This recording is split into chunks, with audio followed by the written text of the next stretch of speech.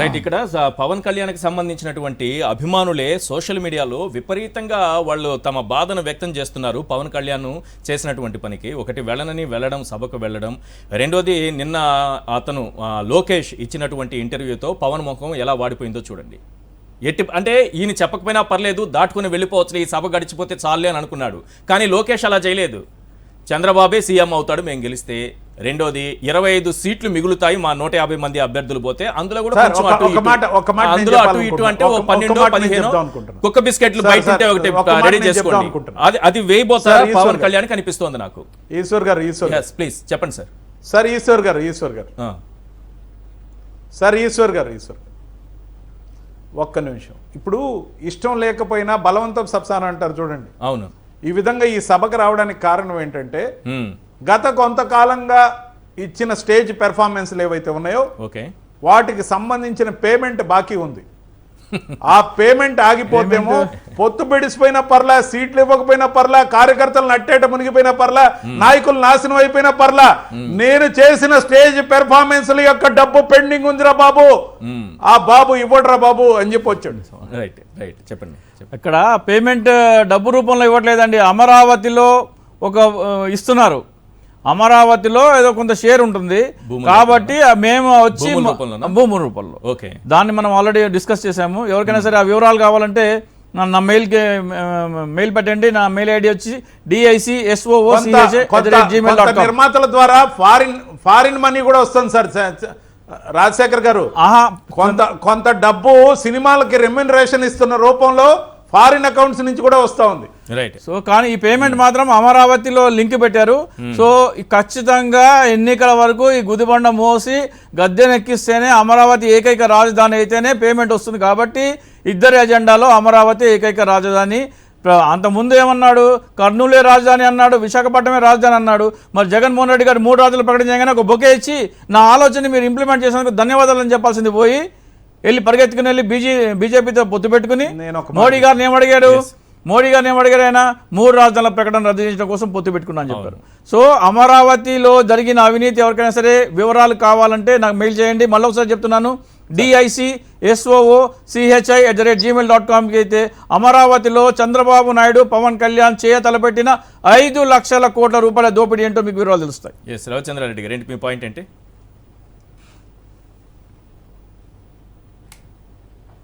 Sir ఇప్పుడు చింతా రాజశేఖర్ గారు ఒక మాట అన్నారు, అమరావతిలో ఏకైక రాజధాని అజెండాతో ఈ గుదిబండ మోస్తూ ఏదైతే ఎలక్షన్కి వస్తారంట. మేమంత అమాయకంగా లేము. మా పార్టీ యొక్క అజెండా ఏంటంటే 3 ప్రాంతాల సమగ్ర అభివృద్ధి, 3 రాజధానులు మా అజెండా అని చెప్పాం.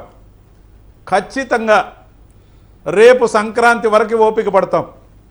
పవన్ కళ్యాణ్ అండ్ చంద్రబాబు నాయుడు ఎలక్షన్లో పోటీ చేయడానికి దిగినప్పుడు వాళ్ళ అభ్యర్థులకి బీఫామ్ ఇచ్చి నామినేషన్ వేసేలోగా విధానపరమైన ప్రకటన చేయాలి. విశాఖని రాజధాని కావడానికి ఒప్పుకొని తీరాలి. అలాగే కర్నూలు న్యాయ రాజధాని కావడానికి ఒప్పుకొని తీరాలి. అలా చెయ్యని పక్షంలో రోడ్లు ఎక్కుతాం, మేము ముందుంటాం. అటు ఉత్తరాంధ్ర వాసుల్ని ఇటు రాయలసీమ వాళ్ళని చైతన్యపరుస్తాం. ఎలా ఓట్లు అడగడానికి వీళ్ళు వస్తారో, ఏ ముఖం పెట్టుకుని వస్తారో అక్కడి ప్రజలు గల్లాలు పట్టుకుని నిలదీసేలాగా అక్కడున్న ప్రజాప్రతినిధులు ఎవరైతే ఉన్నారో వాళ్ళతో సహా ప్రశ్నించడం ఖాయం. దాంతో పాటు వాళ్ళ తరపున ఎవరైతే నామినేషన్లు వేస్తారో వాళ్ళ ఇళ్లకు వెళ్లి ధర్నాలు చేస్తాం, వాళ్ళ ఇళ్లకు పోయి తీర్మానాలు చేయిస్తాం. ఉత్తరాంధ్రకు అనుకూలంగా విశాఖ రాజధానికి ఒప్పించే తీరుతాం, లేకపోతే ఓట్లు అడగడానికి రానివ్వం, రానిచ్చే ప్రసక్తి లేదని ఉత్తరాంధ్ర వాసులు తీర్మానం చేసేలా చేస్తాం. రాయలసీమ 4 జిల్లాల్లో తిరగనీయకుండా చేస్తాం. చూస్తాం వీళ్ళ ఆట ఏంటో చూస్తాం. వీళ్ళ ఏకైక రాజధాని బినామీ భాగోతాలు ఏందో లెక్కలు తేలుస్తాం. రైట్. ఇక్కడ సందీప్ గారు, ఈ పవన్ కళ్యాణ్ అభిమానులు నడుపుతున్నటువంటి సోషల్ మీడియా కానీ ఒక ట్విట్టర్ అకౌంట్ కానీ చాలా ఆసక్తికరంగా కనిపించింది. ఇంతకుముందు నేను మన హరిరామ జోగయ్య గారు, వారు సీనియర్ నాయకులు, వారేదో పాపం జనసేనకు 57 సీట్లు ఇవ్వాలని చాలా గౌరవప్రదంగా ఆ పార్టీని ఉన్నతంలో ఉంచాలని వారేమో ప్రయత్నం చేశారు. కానీ జనసేన అభిమానులు హరీమనేలా లోకేష్ ఏమన్నారో మనం చూసాం. అయితే ఇక్కడ ఒకటి ఉంది sir, Pawan Kalyan AP next CM ఈ ట్విట్టర్ అకౌంట్ ఏదో ఉంది, దీంట్లో చాలా క్లియర్గా చెప్పారు. ఒకసారి మీకు వినిపిస్తాను. అసలు జనసేన అభిమానుల్లో ఏముందనేది అర్థం అవుతుంది మనకి. వచ్చే ఎన్నికల్లో జనసేన పార్టీకి 50 నుంచి 60 ఎమ్మెల్యే, 5 నుంచి 8 ఎంపీ, 2 నుంచి 5 ఎమ్మెల్సీ, 8 నుంచి 10 మినిస్టర్స్, 2.6 ఇయర్స్ సీఎం షేరింగ్. లేకపోతే పవన్ కళ్యాణ్ గారు మాత్రమే జై టీడీపీతో వస్తారు. జన సైనికులందరూ వైసీపీకి ఓటు వేసి మీ టీడీపీ పార్టీని పర్మనెంట్గా ఈ భూమి మీద రాకుండా చేస్తాం. ఇది పవన్ కళ్యాణ్ అభిమానులు చెబుతున్న మాట, ఎవరో చెప్తున్నది కాదు. పవన్ కళ్యాణ్ అభిమానులు ఎంత రగిలిపోతున్నారంటే ఈరోజు ఇది వాస్తవం. నేను క్రియేట్ చేసిన అకౌంట్ కాదు ఇది. 2, అందులో నాకు ఇంకా ఆసక్తికరమైంది, రేపు జరగబోయే పప్పుగళంలో ఈ కమ్మ డాష్ డాష్ అది ఆ ఓట్స్ వదిలేండి, ఇమేజ్ మొత్తం వాళ్ళ పార్టీకి మాత్రమే వచ్చే విధంగా చేసుకుంటారు. జనసేన పార్టీని పెంచడానికి కొంచెం కూడా ట్రై చేయరు. ఆ పప్పు ఇదేదో ఈ పదం కూడా వద్దు, ఇమేజ్ పెంచే విధంగా ట్రై చేస్తారు. పవన్ కళ్యాణ్ గారు ఉమ్మడి సభలకు మాత్రమే వెళ్ళాలి, వాళ్ళ పార్టీ సభలకు వెళ్ళకూడదు. అలా వెళితే మేము వైసీపీకే ఓటు వేస్తాము. ఇది సారాంశం. ఈరోజు ఇంత వాళ్ళ మనోభావాలు దెబ్బతినేలా పవన్ కళ్యాణ్ ప్రవర్తించడం ఏంటి? అసలు ఎవరు అవసరం లేదా ఆయనకి? కార్యకర్తలు అవసరం లేదా? నేతలు అవసరం లేదా? వాళ్ళని ఇంత అవమానించి ఇంత బాధ పెట్టి టీడీపీతో కలవడం వల్ల ఆయనకు పొందే ప్రయోజనం ఏంటి? Point number 1. పాయింట్ నెంబర్ 2, రెండో క్వశ్చన్ కూడా ఇస్తున్నా. మీకున్నటువంటి ఇప్పుడు విన్న బైట్స్ను బట్టి కానీ, మీకున్నటువంటి ఆ పార్టీలో పనిచేసిన అనుభవంతో కానీ, జనసేనకు టీడీపీ ఎన్ని సీట్లు ఇచ్చే అవకాశం ఉంది?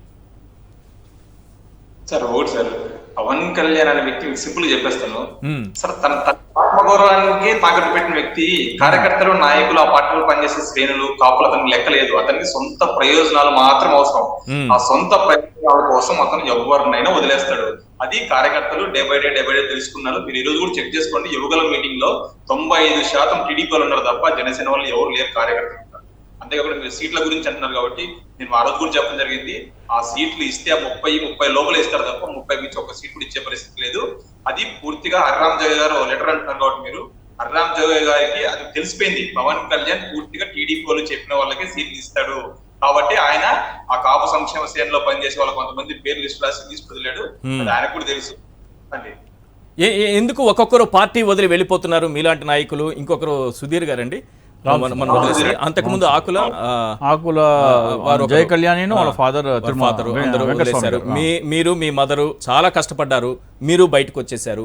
1 by 1 ఇలా ముఖ్యమైన నాయకులందరూ కూడా పార్టీ వదిలి వెళ్ళిపోవడానికి ఏంటి కారణం? అసలు ఇతను ఈ పొత్తుల వేషాలు వేయడమేనా? అవును సార్, అంటే వ్యక్తిగతంగా పక్కన పెడితే రాజకీయంగా ఏంటంటే ఇప్పుడు మీ ఎగ్జాంపుల్ మేము ఉన్నాం సార్, మాకు జేసీ బ్రదర్స్ సరిపోదు ఫస్ట్ నుంచి. పవన్ అప్పుడు అనంతపురం జిల్లా లాంటి ఏరియాలో మాకు జేసీ బ్రదర్స్ సరిపోదని తెలుసుకున్న పవన్ కళ్యాణ్ పొత్తు పెట్టుకునేటప్పుడు టీడీపీ వాళ్ళతో ఎవరితో అయితే కొన్ని కాన్ఫ్లిక్ట్స్ ఉన్నాయో వాళ్ళతో మాట్లాడి చర్చించి పొత్తుకెళ్ళి కొంచెం ఇబ్బందిగా కొంచెం ఉండేదేమో, కానీ తన సొంత నిర్ణయాలు తీసుకుంటాడు కాబట్టి ఈరోజు అనుభవిస్తున్నాడు.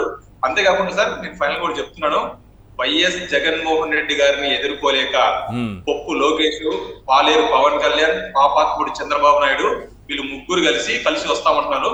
మేము కూడా అదే కోరుకుంటున్నాం. ఈ రోజు వాళ్ళు ముగ్గురు రావాలి, వీళ్ళ కుట్రలని పటాపంచాలు చేయడానికి వైఎస్ జగన్మోహన్ రెడ్డి గారు కొట్టే దెబ్బకి రాబోయే 30 సంవత్సరాలు వీళ్ళు ఆంధ్రప్రదేశ్ లో అడుగు పెట్టడానికి సిగ్గుండేలా వీళ్ళు ప్రజలు డైలాగ్ ఇది మళ్ళీ చెప్పండి, ఇది బాగుంది. అది లోకేష్, పవన్, చంద్రబాబు గురించి ఒకటి చెప్పారు. అది పవన్ కళ్యాణ్ సినిమా డైలాగ్ లో ఏదైనా వాడుకోవచ్చేమో, ఆ స్టైల్లో ఉంది. పవన్ కళ్యాణ్, పాపాత్ముడు చంద్రబాబు. డైలాగ్ మీరే రాశారా? ఇది సినిమా డైలాగ్ లాగుంది, త్రివిక్రమ్ స్టైల్లో కనిపిస్తుంది ఆ డైలాగ్.